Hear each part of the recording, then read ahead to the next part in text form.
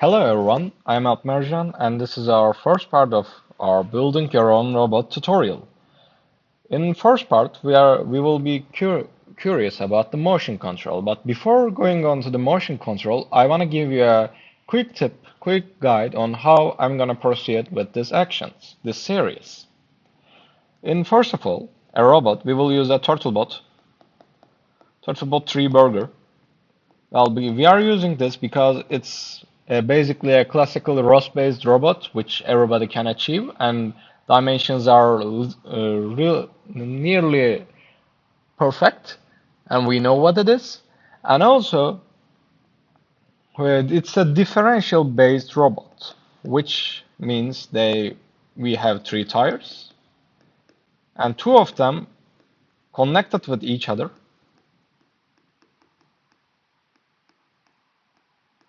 while one of them is for steering, which can be shown as like this. I'm not a really nice painter. In this series you will see it. And now we will proceed with how we should analyze this. And for a robot, for an autonomous robot, we will need three steps. First of all, we need motion control, which we will say go from this point to this point, rotate, go, and stop here. Not go further, not stay a little back, just move. And for this, we will need to have kinematics and motion control step. For second step, and by the way, this will be our only theoretical lesson, theoretical tutorial, plus coding in Python ROS. And if you are new to ROS, the Python ROS is basically the same thing as ROS, as Python, so don't panic. And second of all, we will need to find out the path planning. I will just implement an A-star algorithm, which we will code together. A-star, which will just do this. My starting path is here, finishing is here. Like, just assume that there is a little bit obstacle around here. And so this will just make our path, this will just drive our path, which our motion control will do like this. Go here, go here, go here, go here, go here, go here, and arrive here. And for final part, we will have a localization, which we will use the classical AMCL, adaptive Monte Carlo, with just pure robotics. And it's already generated fixed on ROS system, plus UKF that we will code together. In second and third system, we will all be on the screen and code together. And let's just start with our motion control.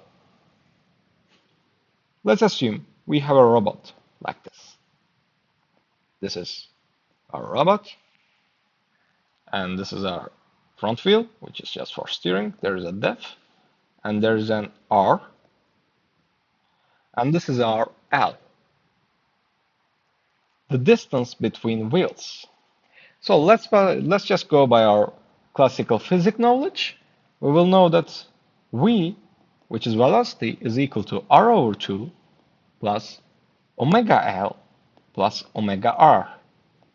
Those two are in radians per seconds. It's in velocity, meter per seconds. And this is in meter. And also we know that omega, and this omega L and omega R means how fast are we turning the wheels. And omega is for the total angular velocity of the robot, R over L plus omega R minus omega L.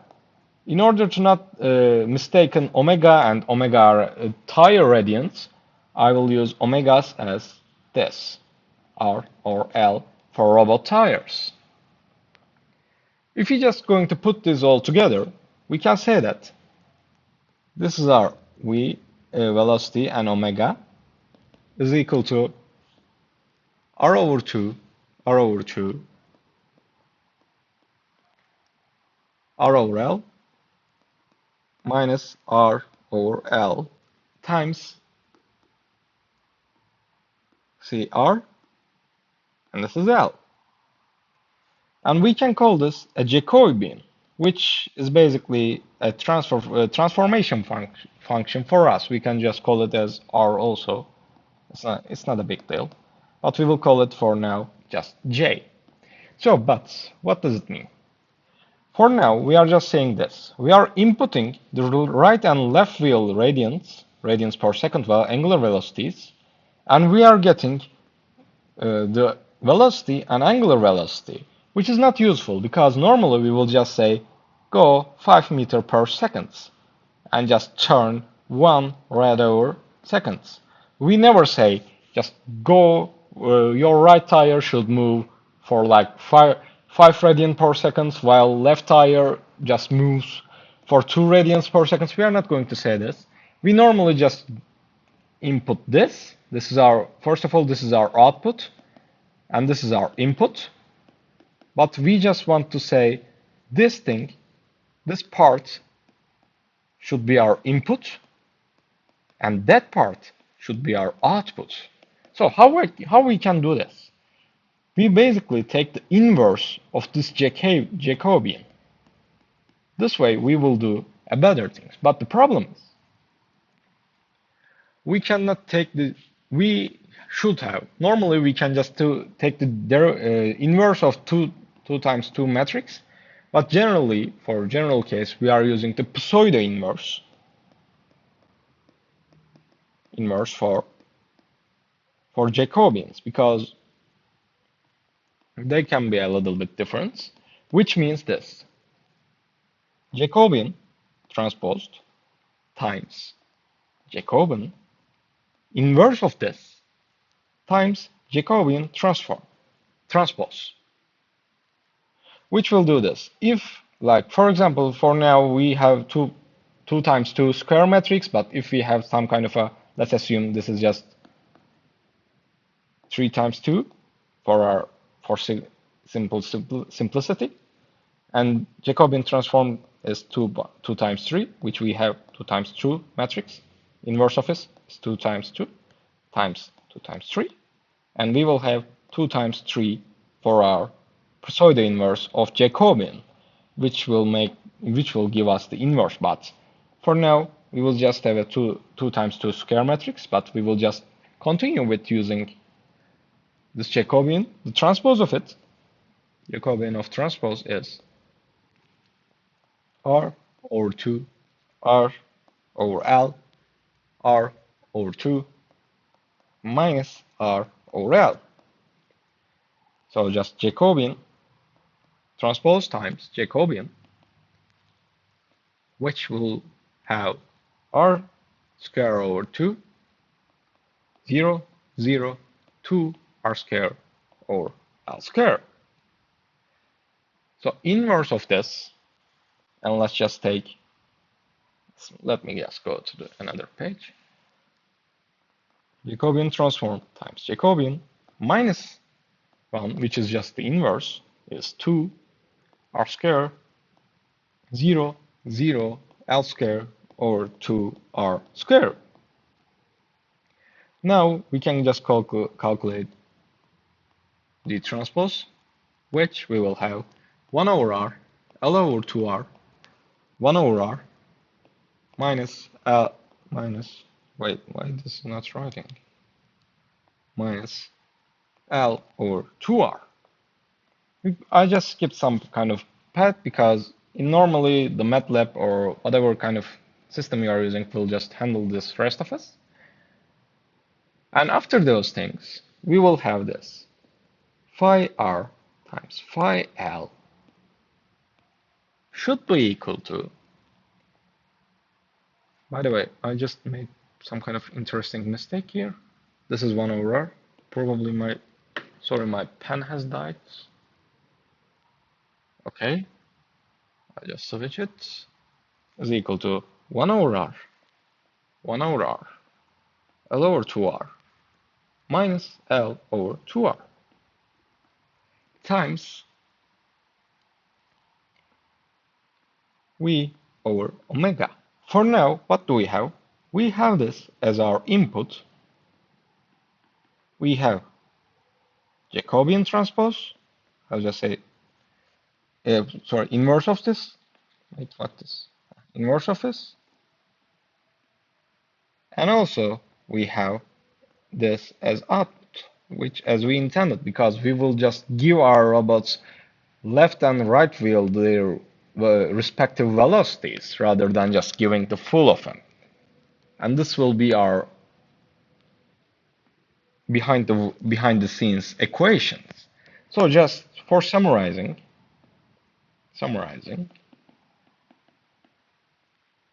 forward kinematics of TurtleBot Burger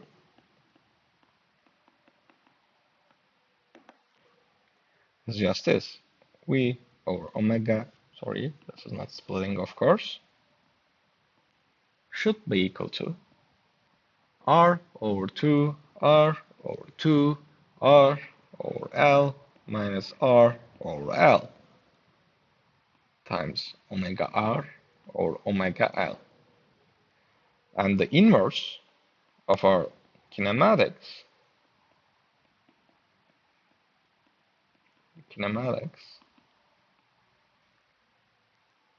omega R, omega L. Well, let me just say this is a better way.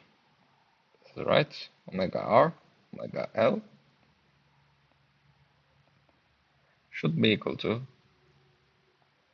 I don't know why, but I'm having some problems with my keys, my pencil, but I don't know why. L over 2R, and this is 1 over R minus L over 2R, which if I have inputted velocity and angular velocities. So now we will have our inverse kinematics, like if we give omega r and if we give velocity and omega, then we can just get our respective tire velocities, which we can be useful. After this, we know this thing, and we will just go to the motion control. Let's assume this is our robot, beautiful robot, a TurtleBot. This is our tires. This is L, this is R, and this is our starting point. And let's assume this is our goal point. This is goal. And this is our final orientation of the robot. It's beta. And we can just go on and say our robot is forwarding here with omega, which let's assume this is theta orientation with x. And this is the distance rho. And this is alpha of our robot. And we can just say this is our delta y, this is our delta x. So using this polar coordinates, we will implement this motion control using the inverse kinematics. After this, we can just by simple physics, we can call this rho, not p, of course. The rho is equal to square root delta x square plus delta y square root. And alpha is equal to minus theta plus arctan 2 delta y delta x. We are using arctan 2 because in Python, MATLAB, arctan 2 is the answer, not the usual arctan. Just use the arctan 2 for better precision and for simplicity of your use. And beta is equal to minus theta minus alpha. Theta minus alpha. And after this, by just merging it with our inverse kinematics, with our problems, we can just find out this. Rho prime alpha prime beta prime is equal to minus cos theta, cos alpha over rho 0 sin alpha over rho minus sin alpha over rho minus 1, 0 times velocity of our robot and angular velocity of our robot. And this is our inertial frame 1, which is solid for alpha in between minus pi over 2 plus pi over 2. Those are my 2. And there's a problem with this. Like, if you assume rho is equal to 0, then the MATLAB or Python, whatever interpreter you are using, will give 0 because it will just get division by 0, which will just result in error, which we don't like it. So we can just have some kind of a way. We will just say there will be a tolerance. Let's assume we are just going to say our robot like just rho plus 0, 0, 1 is equal to rho for simplicity of debugging and not committing any problems. After that, after getting that, we will use a controller. We could have just used PID control, but the problem is we just don't know the robotic model. So I'm not advising this, just go on and move with P controller, which will be a responsive one. But we will probably face with steady state error,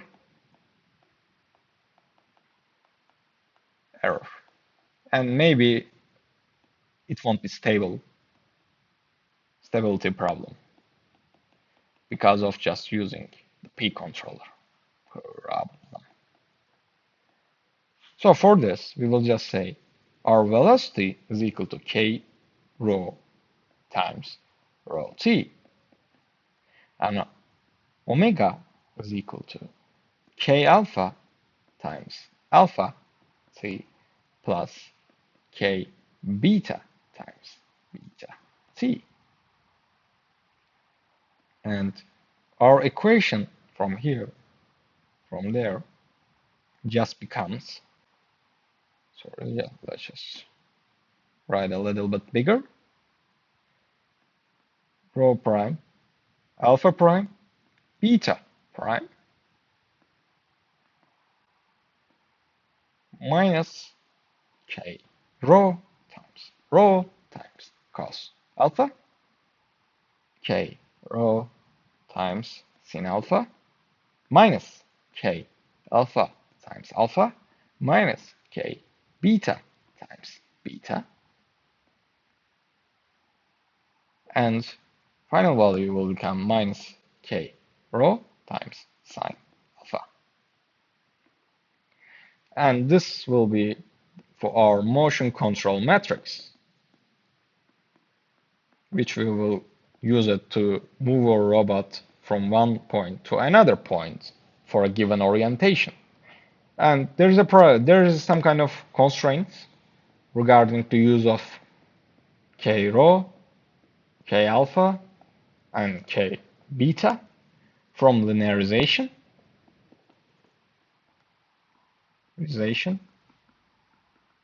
which we will just say k rho should be equal to 0, k beta equal to smaller than 0, and k alpha minus k beta be bigger than 0. And just for this, just get the determinant of this matrix and just figure out those values. And for now, our theoretical part has been finished. We will just use this part, and let me just change it, and this part. Let's talk for our final coding part.